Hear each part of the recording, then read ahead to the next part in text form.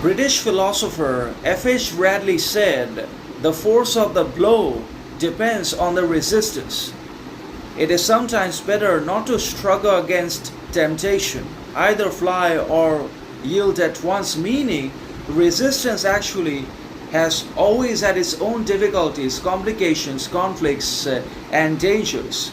That often goes unnoticed and unrecognized by the general individual man in different societies, cultures, and places in the world, obviously because we sometimes consider resistance to be good, wise, important, moral, significant in our lives. We sometimes are convinced and swayed by the idea of resistance and consider it as having a lot of character, authenticity, significance, meaning, and sovereignty about itself, when in reality not everything should or must be resisted against, because resistance is not always necessary, fundamental, or imperative in our lives, in our relationships, in our actions, or in everything.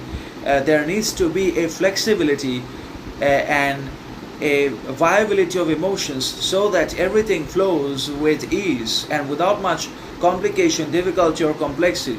But if we're always applying resistance to everything and to everyone, then obviously we're also going to fall hard. We are going to encounter and we're going to be met with unnecessary struggle, suffering, pain, conflict, difficulty. The moment we face opposite reactions and rejections and betrayals that are unnecessary, unreasonable, and undesirable, simply because of our resistance and because of our unnecessary resistive attitude, mentality, and action.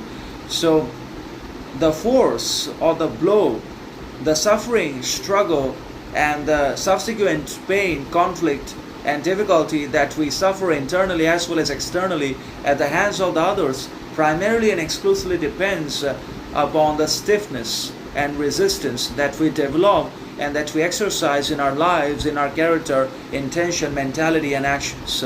So it is sometimes better to basically process all our good and bad emotions with character, maturity, morality, authenticity, and distinction.